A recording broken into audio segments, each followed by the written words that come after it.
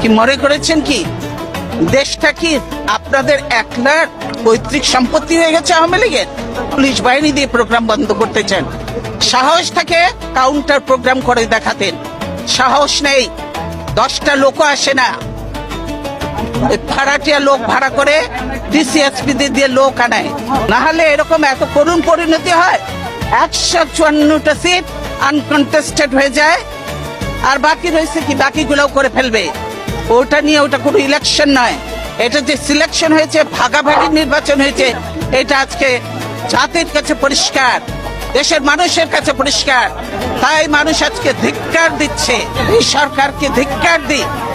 আপনারা দায়িত্ব পালন করছেন, কিন্তু আমি মনে করি যে দায়িত্বটা সুন্দরভাবে পালন করেন, সম্মানের সঙ্গে, যাতে আমরাও কাজ করতে পারি, আপনারাও কাজ করতে পারেন। আপনাদের সঙ্গে আমাদের কোনো বিরোধ নেই, পুলিশ বাহিনী, কিন্তু এটা তো ঠিক নয় যে আমাকে আমার বাড়ির ঠিক বেরোতে দেবেন না, এটা তো ঠিক নয়। আল্লাহর গজব করবে আপনারা যা শুরু করে দিয়েছেন। কতগুলো আলেমকে হত্যা করেছেন, এতিমকে হত্যা করেছেন, কতগুলো বিডিআর অফিসারকে হত্যা করেছেন। সেদিন কি তাই ছিল হাসিনা? এতগুলো অফিসারকে মারলো, 57 জন অফিসারকে হত্যা করলো। সেদিন হাসিনার এই ফোর্স কোথায় ছিল? কেন সে ফোর্স পাঠায় নাই? আসলে সে নিজেই জড়িত ছিল এই হত্যাকাণ্ডের সঙ্গে।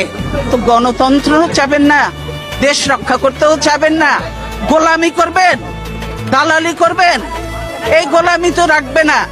লিন্দু দর্জির ইতিহাসটা পড়ে দেখেন, সেও কিন্তু টেকে নাই বেশি দিন, তাকেও বিদায় নিয়েছে এত দালালি করে, দেশ বিক্রি করে।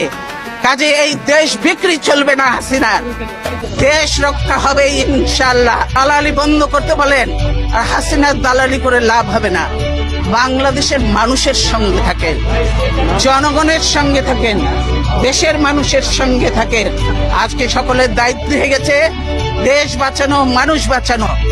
আর আপনারা ঘরে ঘরে ঢুকে এখন মানুষ হত্যা করছেন।